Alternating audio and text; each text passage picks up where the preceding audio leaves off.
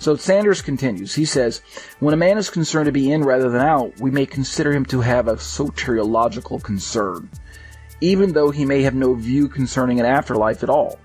And of course, we know that in Christian terminology, if you talk about salvation, primarily it's a discussion about where are you going to spend eternity.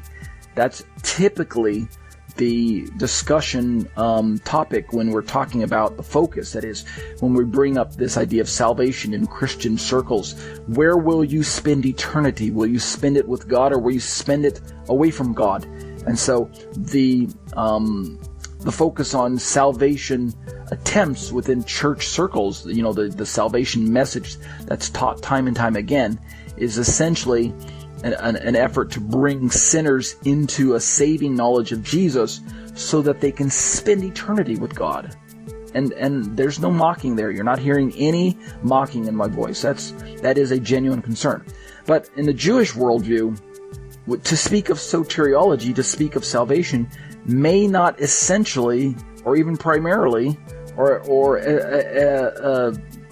even contain a view of the afterlife at all. There does appear, if we read through the rabbinic writings, there does appear to be, in rabbinic Judaism, Sanders goes on to say, a coherent and all-pervasive view of what constitutes the essence of Jewish religion and of how that religion works, and we shall occasionally, for the sake of convenience, call this view soteriology. In other words, the rabbis of the surviving, those who survived the destruction from the temple and created rabbinic Judaism in 200 CE, they talk about soteriology, they talk about salvation, and they do talk about works.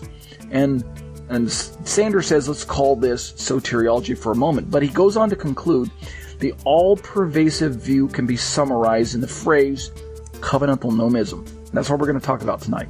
Covenantal nomism. Instead of just focusing on soteriology, the idea in Judaism of covenantal nomism captures both sides of the coin. How does one get in, and how does one stay in? How does one become a covenant member, and how does one remain a covenant member? Or to use Christian lingo, how does one become saved, and how does one stay saved or maintenance their salvation? How does one make sure that they're not forfeiting their salvation of some sort? So, covenantal nomism concerns itself with keeping the Torah for the express purpose of exercising the freedom of living as an existing covenant member, with the scriptural assurance that God was pleased with such nomistic service.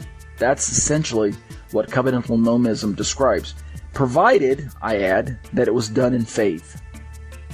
See that? Covenantal nomism focuses on Torah observance within existing covenant membership. So covenantal nomism does not, per the Christian view, it does not leverage Torah obedience for the sake of becoming a covenant member. In Paul's day, the Jewish people believed they were covenant members by election. They believed that their ethnicity got them into the group. So don't think that they were trying to keep the Torah to be saved. I don't think that's a proper view of Torah. I think it's a stereotype postulated by the Christian church, and it's essentially carried down along to this day. It's maintained by most Christian communities that I have any familiarity with.